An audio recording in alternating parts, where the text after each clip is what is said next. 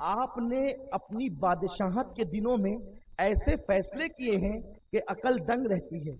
एक वाकया ये हुआ कि आप शिकार के लिए निकले, सिपा साथ में थी, फौज साथ में थी।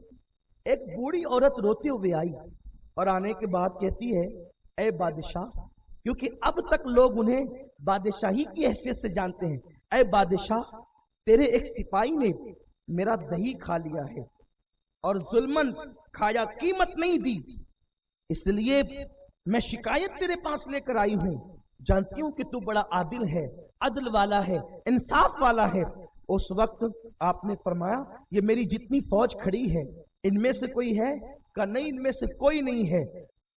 दूर से एक आदमी आता हुआ नजर आया शिकार लेकर। वो बुढ़िया ने कहा, वो जो आ रहा है ना, वही है, उसी ने मेरी दही छीन कर खाई है और मुझ पे जुल्म किया है। आपने कहा, तुमने इस बुढ़िया की दही खाई? उसने कहा, नहीं, मैंने तो नहीं खाई। झूठ बोल दिया उसने, मैंने नहीं खाई। फरमाया, बड़ी भी, तेरे पास कोई गवाह है, कोई शाहिद है कि कोई गवाही दे सके कि इसने तेरी दही खाई? का मेरे पास कोई गवाह नहीं, कोई शाहिद नहीं, अल्लाह के सिवा इस बात को कौन जानता है। फरमाया, रुक, अभी मैं इंसाफ करता हूं और इंसाफ मैं हिकमत से करता हूं। मेरे अल्लाह ने मुझे ऐसी हिकमतें सिखाई है कि मैं उसके जरिए से अभी मालूम कर लूंगा कि दही इसने खाई कि नहीं खाई। क्योंकि दही अगर खाई है तो ज्यादा वक्त तो गुजरा नहीं, आपने लोगों को मक्खियां पकड़ने का हुक्म दिया, चंद मक्खियां पकड़ी गई और उसको हुक्म फरमाया, तू मक्खी खाएगा। उसको मक्खी खिलाया। जैसे ही मक्खी हलक के अंदर पहुंची तो मक्खियां खाने के बाद इंसान को उल्टी होती है। उसने मक्खियां जब खाई तो उल्टी हुई, चूंकि दही अभी हजम नहीं हुआ था। जब वो कह करने लगा तो उसमें दही निकलने लगी। आपने कहा, झूठ बोलता है। उसका घोड़ा लिया, घोड़े की जीन वगैरह ली और कहा, बुढ़िया, ये तेरा दही का बदला ले जाए, ये तेरे पास है। और उसको कहा, आज के बाद तू मेरी फौज में रहने के काबिल नहीं है, और उसको खारिज कर दिया। एक मर्तबा एक सफर के दरमियान, आप जंग पर जा रहे थे, एक सफर के दरमियान एक मर्द दरवेश आया और उसने कहा, ए बादशाह अशरफ, तेरे सिपाहियों में से किसी ने मेरी कुछ रकम चोरी कर ली है। आपने कहा, इतने सारे हैं, किसने चोरी की है बताओ। कहा, मुझे कुछ नहीं पता, मैं सो रहा था और मेरे पैसे चोरी हो गए।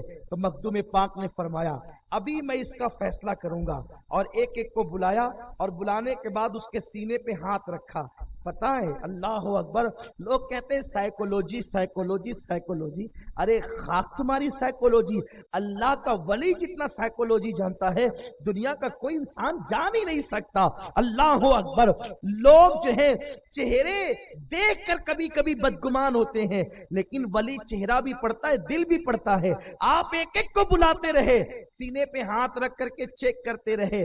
जो मुजरिम नहीं था वो तो यूं ही हटता चला गया, क्योंकि जो मुजरिम नहीं होगा वो बेखौफ होगा। तो जो मुजरिम नहीं था वो हटता चला गया।